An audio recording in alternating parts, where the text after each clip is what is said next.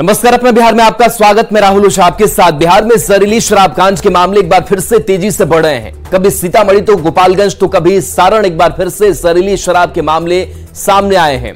प्रशासन पर जहरीली शराब कांड पर लीपापोती के आरोप लग रहे हैं। आपको 3 तस्वीरें दिखाएंगे।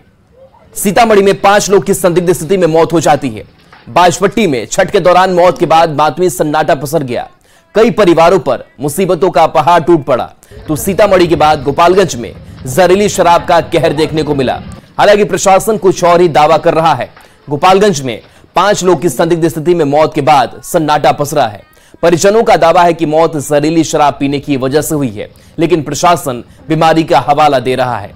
तो सारण में जहरीली शराब पीने से 2 लोग बीमार हैं। दोनों को पीएमसीएच में भर्ती कराया गया है।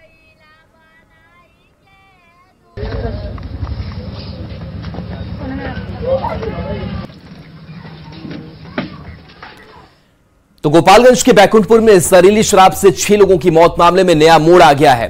बीजेपी नेता मिथिलेश तिवारी ने प्रशासन पर बड़ा आरोप लगाया है कि शराबबंदी को लेकर सरकार का चेहरा बचाने के लिए जहरीली शराब से मौत को फूड पॉइजनिंग से मौत बताया गया। मिथिलेश तिवारी ने बैकुंठपुर सीएचसी के डॉक्टर के 2 पुर्जे को सार्वजनिक किया, जिसके आधार पर उन्होंने आरोप लगाया कि शराब पीने से तबीयत बिगड़ने के बाद जब बैकुंठपुर सीएचसी में इलाज के लिए लाया गया तो डॉक्टर ने पहले अल्कोहल पॉइजनिंग का केस लिखा था और रेफर कर दिया था, लेकिन बाद में उसी सीएचसी में दूसरा पुर्जा जारी हुआ जिसमें अल्कोहल पॉइजनिंग को फूड पॉइजनिंग में बदल दिया गया। अब सवाल है कि एक ही तारीख, एक ही समय में एक ही मरीज के नाम से 2 पुर्जा कैसे बनाया गया। और इसी आधार पर मिथिलेश तिवारी ने आरोप लगाया कि प्रशासन और सरकार का चेहरा बचाने को ही कोशिश की गई है।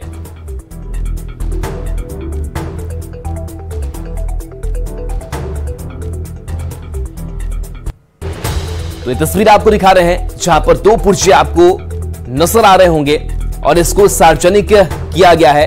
पहले में अल्कोहल पॉइजनिंग की बात लिखी गई है और दूसरे में फूड पॉइजनिंग की बात लिखी गई है। पीड़ित परिजन भी कह रहे हैं और ये भाजपा भी कह रही है, वहां की जनता भी कह रही है, लेकिन सरकार इससे अलग राग अलाप रही है। अब ये पता चला है कि जब वो लोग इलाज कराने गए तो वहां के सीएचसी ने, जो उस समय डॉक्टर जो भी वहां पर थे, उन्होंने अल्कोहल अल्कोहल पॉइजनिंग करके और उन्होंने इलाज शुरू किया। बाद में जब ये हंगामा मचा, चूंकि बिहार में शराब बंद है और मुख्यमंत्री का चेहरा और उप मुख्यमंत्री का चेहरा इससे खराब होगा, तो हमको लगता है कि मुख्यमंत्री स्तर पर या सरकार स्तर पर बड़े लोगों ने इसको ऑपरेट किया दबाने के लिए, और फिर जिला प्रशासन सक्रिय हुआ और इस चीज को बदल दिया गया और इसको फिर इसी पर्ची को फूड पॉइजनिंग कर दिया गया। दोनों ये पर्ची, ओरिजिनल पर्ची मेरे पास परिजनों ने दिया है। और जब वो वहां से इलाज करा करके उनको जब रेफर किया गया या कहीं जा रहे थे, तो आप समझिए कि ये आज उन्होंने मुझे कहा कि हम लोगों में बहुत दबाव था और उन लोगों ने कहा कि कहीं भी इसको दिखाइएगा नहीं, लेकिन ये दोनों पर्ची हमारे पास था, हम लोगों ने नहीं दिया और ये दोनों पर्ची आपको हम दे रहे हैं। पूरा परिजन चीख चीख के कह रहा है कि जहरीली शराब से मृत्यु हुई। इधर न्यूज 18 के लाइव बुलेटिन में जब सच्चाई जानने के लिए जिले के सिविल सर्जन डॉक्टर वीरेंद्र प्रसाद से फोन पर बात की गई तो उन्होंने पहले गोलमोल जवाब दिया, फिर टीम भेजकर जांच करने की बात कही। सुनिए सिविल सर्जन ने फोन पर क्या कुछ कहा है। न्यूज 18 ने लाइव बुलेटिन में जब सच्चाई जानने के लिए जिले के सिविल सर्जन डॉक्टर वीरेंद्र प्रसाद से फोन पर बात की तो उन्होंने पहले गोलमोल जवाब दिया, फिर टीम भेजकर जांच कराने की बात कही। आप भी सुनिए सिविल सर्जन ने फोन पर क्या कुछ कहा है। नेशन की बात आप कह रहे हैं, दूसरा समय को लेकर आप कह रहे हैं, तो ये पुर्जी क्या छपती है, क्या बाहर भी छपती है अस्पताल के? नहीं, कोई मिला होगा हॉस्पिटल से, कैसे लिखवा सकता है। ये आसान है क्या कि हॉस्पिटल से कोई भी पुर्जी लेकर के लिखवा लेगा, कुछ भी लिखवा लेगा? मिला होगा हॉस्पिटल से, और इंक्वायरी की बात है, इंक्वायरी किया जाएगा तभी पता चलेगा इसके लिए। आपको बता दें कि 2 दिन पहले मृतक के परिजन भी सामने आए थे और बैकुंठपुर थाने में एफआईआर दर्ज कराने के लिए बात खुलकर स्वीकार किया था। जहरीली शराब पीने से एक व्यक्ति टिंकू राम की तबीयत बिगड़ी थी और बाद में उसकी मौत हो गई थी। परिजनों ने एफआईआर में भी इलाके के शराब माफिया कृष्णा राय पर जहरीली शराब पिलाने का आरोप लगाया है और मौत के बाद कृष्णा राय ने चौकीदार के साथ मिलकर परिजनों को केस करने पर अंजाम भुगतने की धमकी तक दी थी।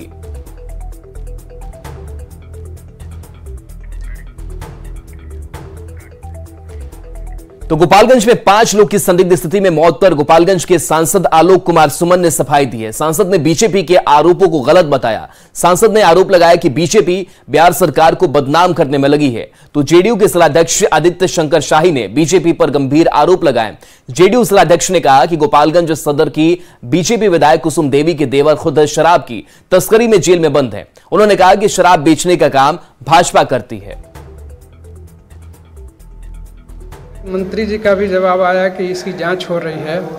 हमारे जिला पदाधिकारी का भी स्टेटमेंट आया कि इसकी जांच हो रही है। एसडीएम हमारे उनका भी आया कि इसकी जांच हो रही है और इसके तहत तक जांच की जाएगी। महज आरोप लगाने से आरोप साबित नहीं हो जाता है, ये गलत धारणा है। इसमें केवल राजनीति की जा रही है और कुछ नहीं।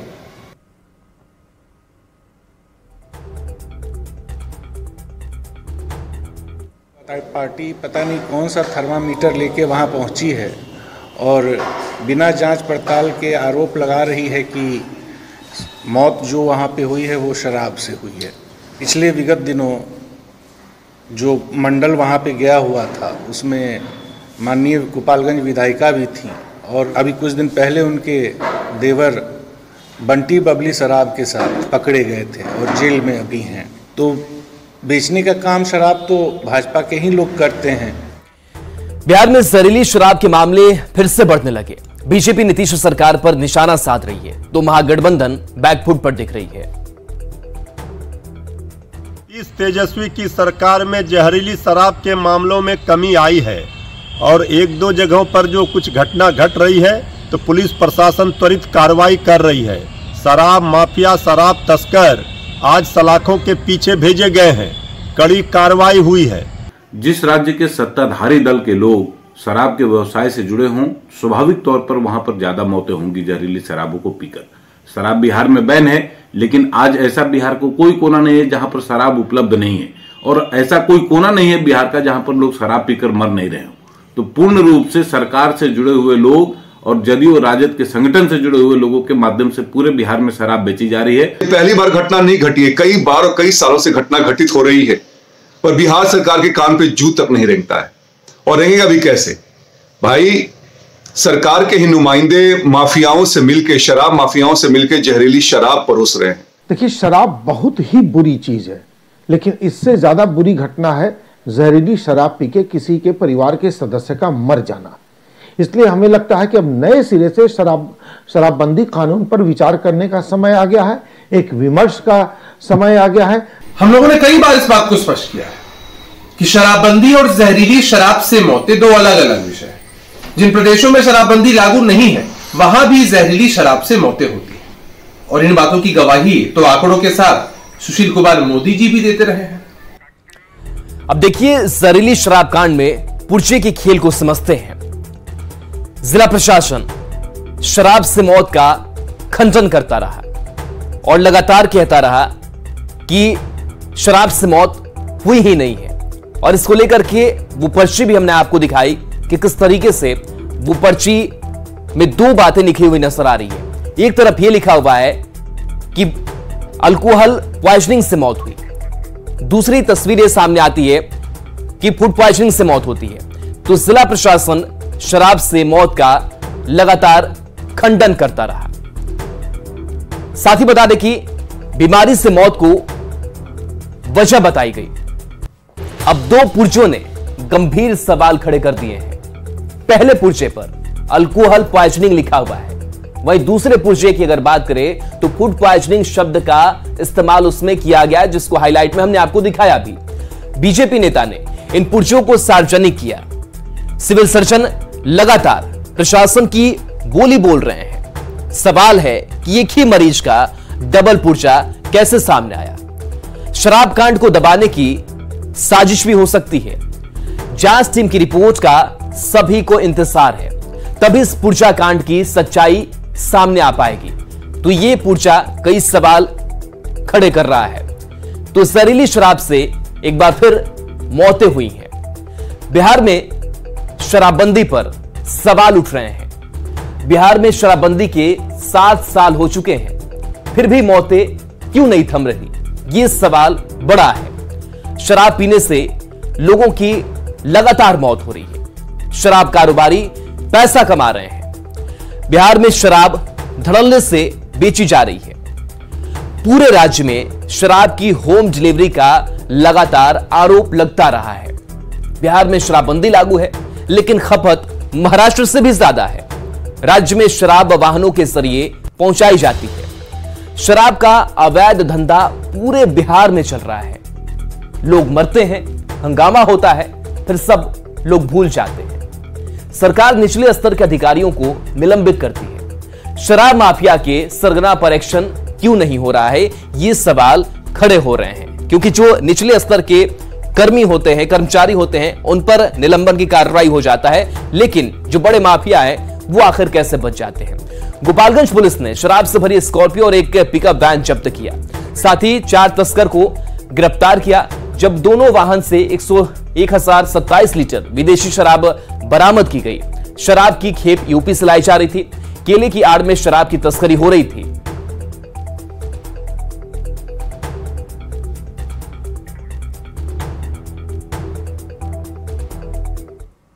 विदेशी शराब बरामद किया गया है। इसमें कई लोग गिरफ्तार भी हुए हैं और इसमें फॉरवर्ड लिंकेज स्थापित करते हुए जिसने शराब मंगाया था उसको भी गिरफ्तार किया गया है। तो पूरे बिहार में शराबबंदी लागू है, लेकिन नालंदा के हिलसा में एक वीडियो सोशल मीडिया पर तेजी से वायरल हो रहा है, जहां शराब बनाने के लिए मीठा घोला जा रहा है। वीडियो में आप देख सकते हैं कि किस तरह से हिलसा प्रखंड के मध्य विद्यालय काबा के पास कुछ शराब धंधेबाज शराब बनाने के लिए मीठा घोल रहे हैं। इतना ही नहीं, मीठा बनाने के बाद कई टीन को झाड़ी में फेंक दिया गया। बड़ा सवाल है कि आखिर प्रशासन एक्शन क्यों नहीं ले रहा है।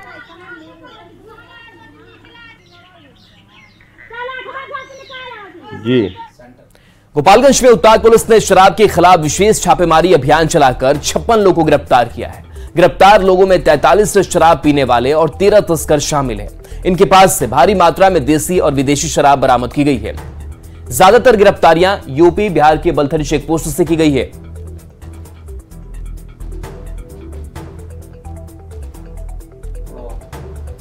बलथरी जो चेक पोस्ट है, समेकित चेक पोस्ट, उस पर हम लोग 2 स्कैनरों की मदद से बड़ी छोटी जो भी गाड़ियां आ रही हैं जो बिहार में प्रवेश कर रही हैं सीमा में, उनका हम लोग जांच करा रहे हैं। तो इससे ये एक चीज़ हुआ है कि अब बड़ी गाड़ियों में शराब का आना रुक गया है। और इस बीच गैस से बड़ी खबर सामने आ रही है, जहां निजी कंपनी के गोदाम से 6 लाख की लूट हुई है। नकाबपोश 4 अपराधी ने हथियार के बल पर लूटपाट की इस घटना को अंजाम दिया है। सीसीटीवी के आधार पर जांच में पुलिस जुटी हुई है। भुसंडा फतेहपुर सड़क पर कंपनी का गोदाम बताया जा रहा है। मुफस्सिल थाना क्षेत्र में इस लूट की घटना को अंजाम दिया गया है। वहीं सीसीटीवी फुटेज के आधार पर पुलिस छानबीन करने में जुटी हुई है। भुसंडा फतेहपुर सड़क पर यह गोदाम बताया जा रहा है। मुफस्सिल थाना क्षेत्र में इस लूट की घटना को अंजाम दिया गया है।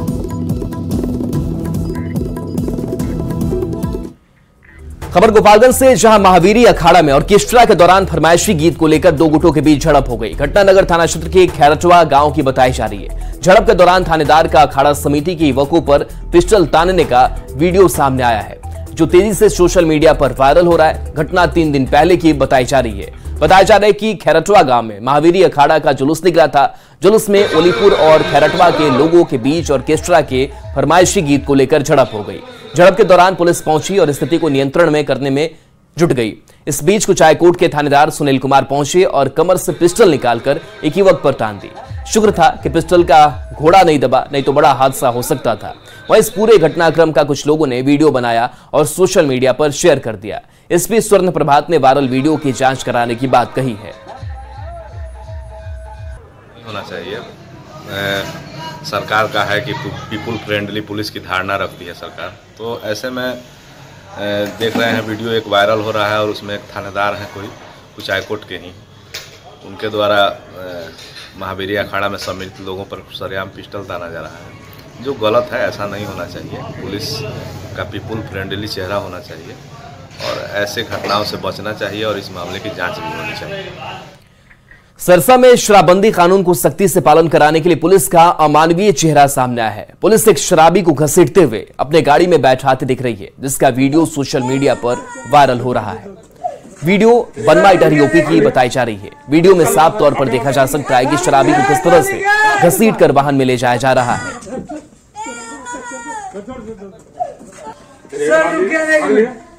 एक्चुअली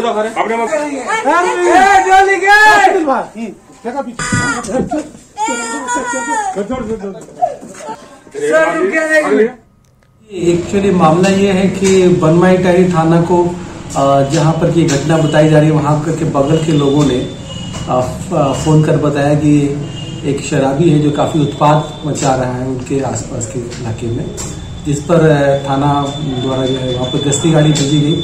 गश्ती गाड़ी उन्हें अपने कब्जे में करने का प्रयास कर रही थी तो उनके द्वारा प्रतिरोध किया गया। अधिक प्रतिरोध किया गया तो उन्हें बलपूर्वक जो है अपने साथ ले जाकर के आगे कार्रवाई की गई। और इस बीच पटना से बड़ी खबर है, जहां मंत्री संजय झा ने एक बार फिर से बड़ी मांग कर दी है। बिहार को विशेष राज्य का दर्जा देने की मांग संजय झा ने की है। तो पटना से ये बड़ी खबर, जहां लगातार जेडीयू के नेता अब अपनी आवाज विशेष राज्य के दर्जे को लेकर के बुलंद कर रहे हैं। बिहार को उसका हक मिले, ये संजय झा कह रहे हैं। समय आ गया है कि बिहार को उसका हक मिले।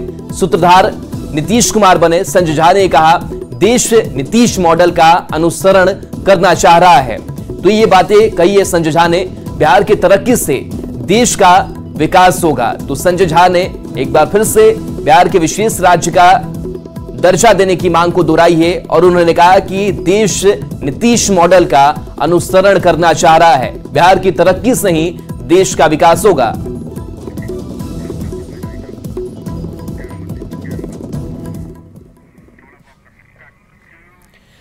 तो पटना की हवा एक बार फिर से जहरीली हो गई है। पटना समेत 8 शहरों में हवा जहरीली हो गई है, जिसमें पहले नंबर पर पटना है, जहां AQI लेवल 526 तक पहुंच गया है। प्रदूषण नियंत्रण बोर्ड की तरफ से जिलाधिकारियों को निर्देश दिया गया है कि उन लोगों पर कार्रवाई करें जो मकान निर्माण में मानकों को नहीं मान रहे हैं।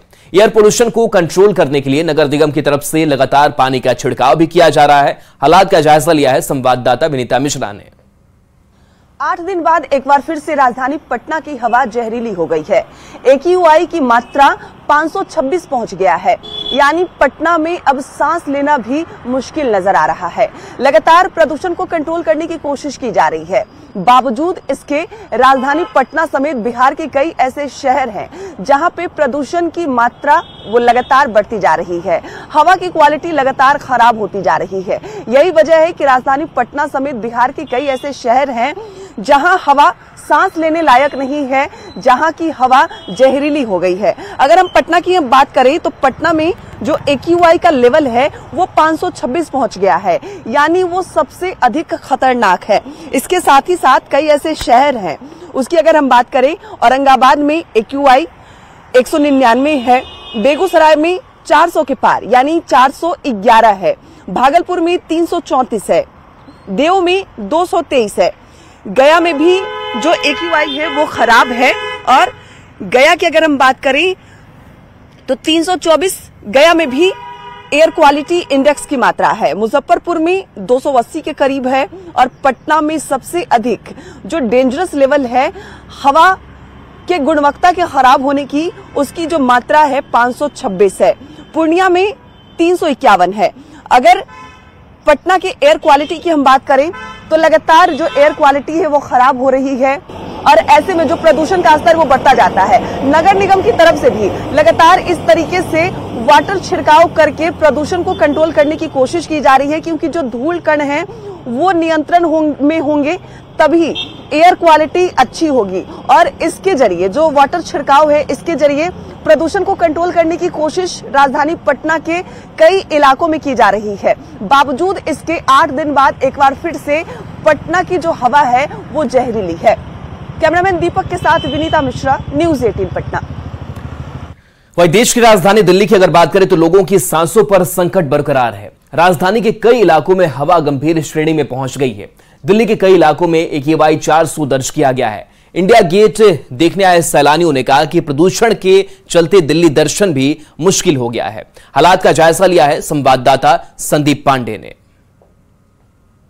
दिल्ली वासियों को प्रदूषण से राहत नहीं मिल पा रही है। यहाँ पर वायु गुणवत्ता बेहद खराब श्रेणी में बनी हुई है। ठीक हमारे पीछे दिल्ली का इंडिया गेट है। आप देख सकते हैं दिन के 9 बज चुके हैं, सूरज निकल चुका है, लेकिन आसमान में धुंध छाई हुई है। ऐसे में यहाँ पर तमाम दूर दूर से सैलानी भी देखने आते हैं, मुंह पे मास्क लगाए हुए हैं और दिल्ली के आबो हवा को भी देख रहे हैं किस तरीके से दूषित बनी हुई है। अगर आज की AQI की बात करें तो नई दिल्ली में जहाँ पे मैं खड़ा हूं, यहाँ पे अभी का AQI 388 है, लेकिन दिल्ली के कई ऐसे इलाके हैं जहां पर AQI 400 के पार कर गया है। यह बेहद खतरनाक श्रेणी में आता है। हमारे साथ कुछ सैलानी है जो कि बाहर से आए हुए हैं। कहां से आए आप? मध्य प्रदेश छिंदवाड़ा जिला। क्या नाम है आपका? सूरज चरपे। आप दिल्ली टहलने आए हैं? जी, हम इंडिया गेट घूमने आए थे। कैसा लग, दिल्ली की आबो हवा कैसी लग रही है आपको? जैसे कि हम हमारे छिंदवाड़ा शहर में देखते हैं, काफी मतलब वन अधिक पेड़ है उस जगह पर, तो इतना वायु प्रदूषण नहीं होता है वहाँ जितना यहाँ पर देखने को मिल रहा है। उसी वजह से मास्क लगाना पड़ रहा है हमें यहाँ। अच्छा, आप लोग भी यहाँ टहलने ही आए हैं? जी। दिल्ली में आप बहुत उम्मीदों के साथ टहलने आए हैं, लेकिन यहाँ पे वायु प्रदूषण देख के आप कैसा फील कर रहे हैं? प्रदूषण बहुत ज्यादा है, थोड़ा सा एलर्जी हो रही है प्रदूषण के कारण। तबीयत पे भी बहुत प्रभाव पड़ रहा है इस चीज का, घूमने में बहुत दिक्कत हो रही है। टाइम देखो 9 बजने को आया है, धुंध अभी भी बरकरार है। ये सब प्रदूषण के कारण ही है। और कहाँ टहलने का प्लान है आपका? इंडिया गेट ही सोचकर आए थे, पर यहाँ प्रदूषण वाकई चिंताजनक है। इस कारण स्वास्थ्य पे इफेक्ट पड़ेगा, इसलिए बस इतना ही घूम रहे। देखिए, ये सैलानी हैं जो कि मध्य प्रदेश से आए हैं और इंडिया गेट देखने आए थे और यहाँ पे प्रदूषण की भयावह देख जल्दी ही वापस जा रहे हैं और उन्हें अपनी स्वास्थ्य की चिंता सता रही है। वीडियो जर्नलिस्ट योगेंद्र के साथ संदीप पांडे, न्यूज 18 दिल्ली। और चलिए न्यूज 18 बिहार झारखंड पर खबरें आपके लिए लगातार जारी हैं।